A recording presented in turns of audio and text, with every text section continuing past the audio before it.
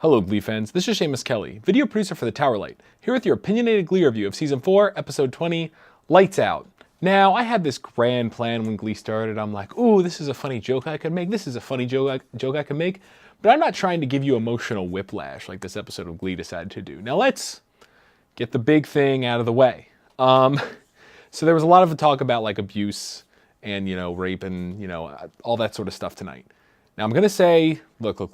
I'm really glad especially they addressed like the whole male abuse, especially to someone younger, because a lot of that isn't really touched on in the media.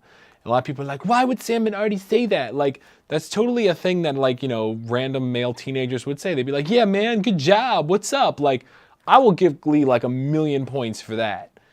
Now, and like it was writers acting very, very good. It was very, very nice. It came out of nowhere. A little bit, but this has not really been touched on a whole lot in TV before, so I will generously give Glee a pass on that one. And then they also did the thing with Kitty, which that does humanize her a little bit, so once again I'll give her that. But are we forgetting that, was it not a year ago, perhaps even 2 years ago, where they made like a joke about like Brittany being at like a camp and some dude like came into her window and she's like, total alien invasion, and it was like a joke and it was supposed to be funny. But now we're supposed to take it seriously when it's with other characters, which is pretty messed up when you think about it. So, I'll give them some points for doing it well now, but what were you doing like a while ago? So maybe you got better. I don't know. But look, that's my big thing about this. I'm sure this will be very controversial. I was actually watching Tumblr while this was going on to sort of gauge how all of you out there were thinking about it. And some people were like, oh my God, feel. Some people were like, oh my God, why would Sam and Artie act like that? So, and then some people are like, this was awful. Glee doesn't know what it's doing. And honestly, do I think they're going to mention it after this episode? Probably not. Just like how this school shooting thing has pretty much been, that's just the thing. It's not a big deal. Also, Sam doesn't have multiple personalities anymore. That's cool. We just kind of dropped that. Whatever. That's just Glee. So this episode itself was like, once again, while they're doing all the New York stuff, it didn't feel like, it all felt very like disconnected. Like the themes were not very clear. But anyway, so they give out, so the lights go out in the school, which is, the title of our episode and our way of being like, oh, we're going to do all this cool stuff later. But they give out flashlights based on GPA. Now, and also, they go to school when all their power's out. Now, I don't go to school in the Midwest or anything like that. Maybe they do that down there, but where I live, it doesn't work that way. Like, if the school doesn't have power, you don't go to school. Because, there's all kind of facilities in the school that need power that you wouldn't get. But, I get it. They're trying to do, a thing where it's like, lights out, man. We're going to, reveal all... What was the line? I wrote, he wants to unplug his feelings. That was such a bad line. It did lead into that very nice scene, but it was a really bad line. This is one of the reasons why, I can't really talk that much about Glee anymore, is that it's really just the same problems over and over and over again. Oh, and by the way, Glee. So Santana's being she's like a dancer at she's a cage dancer or whatever, and Rachel and Kurt are like, oh, you shouldn't be doing that. You're so much better than that. And, this really reeked of slut shaming to me, which, not okay with that myself. If that's what Santana wants to do, she can do it. And you know what? She's going to do it really freaking well. It is not your place, Rachel and Kurt, to judge her at all. So, forget you. Yeah, you're not cursing. So, Sarah Jessica Parker's back. We haven't seen her in a while. I guess, that actress is busy or whatever else. So, that's fine. But... she is way too nice a boss to Kurt. This is cutthroat. She was a nice boss before, and it was ridiculous then, and it's still ridiculous now. Then we get all this crap about ballet. I kind of zoned out for that part. Didn't really care. Went on way, way too long. Also, Sue's not gone from the show. I was led to believe that she went to perform in Annie or whatever, so she was just gone for an episode. Now she's back, but maybe she's not going to be there as much anymore. I don't really know, and I don't really understand. So, and Blaine cares about the Cheerios, and there's things about, ooh, it's all going to come to the front. We're going to find out stuff about Becky. I don't care. I joked when Artie was singing, or perhaps it was Ryder. It was, the power is out, but the auto-tune is strong. Thanks, Glee.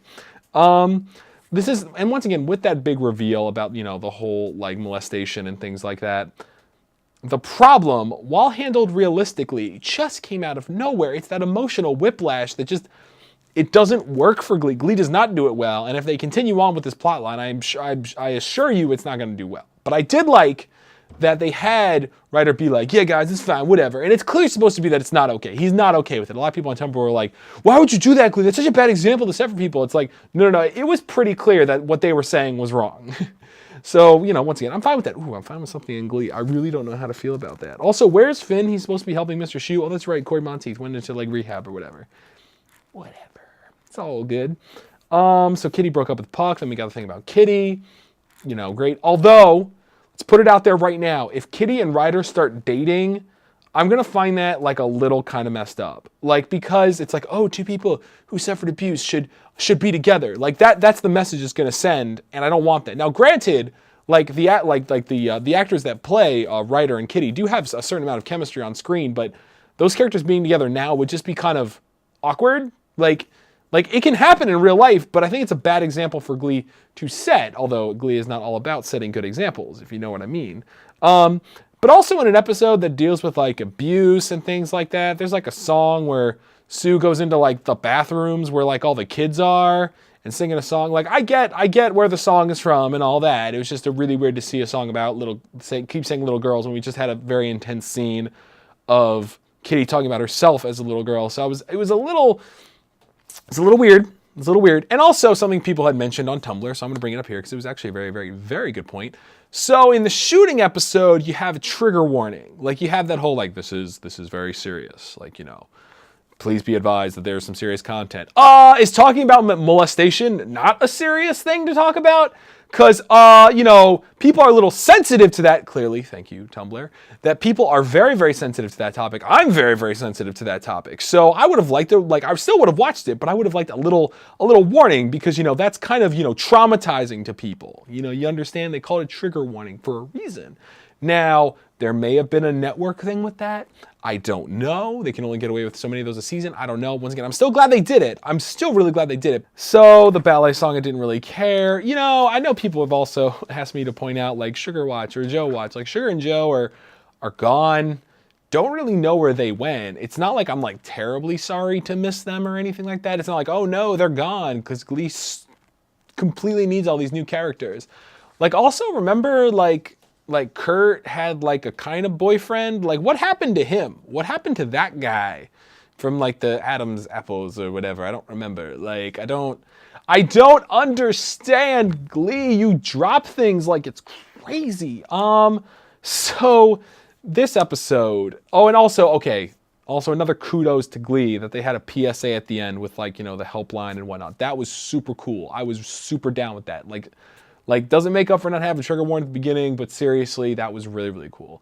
So it's very difficult to talk about this sort of episode. I mean, like, once again, as always, Tina Watts, she was just kind of there and had, like, I guess a funny line or something, whatever. The songs, anything to do with ballet, didn't really care. Like, the songs were nothing like, oh my God, I need this in my life. I know a lot of people are talking about, like, oh my God, Blaine was thrusting his hips or whatever. I'm like, you know, once again, in an episode where we're talking about serious emotional problems, we also have all this crazy shit with Sue. And I will always go back to the fact that Glee, you know, oh, let's talk about domestic violence. Let's talk about all these really serious topics. But then we also have a scene where Sue throws someone down the stairs. Like, Glee, you have to pick rules and stick to them because sometimes your show is really serious and sometimes it's good, sometimes it's not. But then you get, like, it's super silly and almost slapsticky in a way, which is fine to do, but you've got to pick one. You cannot do both. It does not work very well for your show. You know, oh my God, it just, and once again, I'm sure there is network interference. I'm sure there's all kinds of stuff, but at the core, Glee is still not sure of what it wants to be, which is funny because thank you for all informing me that they got renewed for 2 more seasons. I'm not doing them. This is the end. Remember, this is the end. So I guess we have 3 more, whatever, of this show left. And I can't do it anymore. I cannot review Glee anymore. It is just too much of the same thing. And I just can't do it anymore. So this episode, like, you know what? I'm going to be ultra generous and be like a C+. Like, I'm not going into, like, the B territory. It's a C+. Like, you know, good moments overall, but still, like, I don't really Not really a fan, still not really a fan of Glee. So once again, as always, leave your comments below. If you have something to say about how they handled the whole abuse molestation thing, please leave a comment if you want to, talk about that or anything like that. I'm not like someone who could be like a source for help or anything like that. There are many other helpful sources for that sort of thing. But if you just want to talk about how it was handled, please put it down there. I would love to have a conversation about that. If you thought it was good, let me know. If you didn't like it, tell me why. And maybe I interpreted something wrong, anything like that. And I'm once again, I am always, willing to say I was wrong about something. So please let me know what you think. So until then, faithful Glee watchers, if there's anything you want me to talk about before the show ends, you got 2 weeks. So get it in while you can.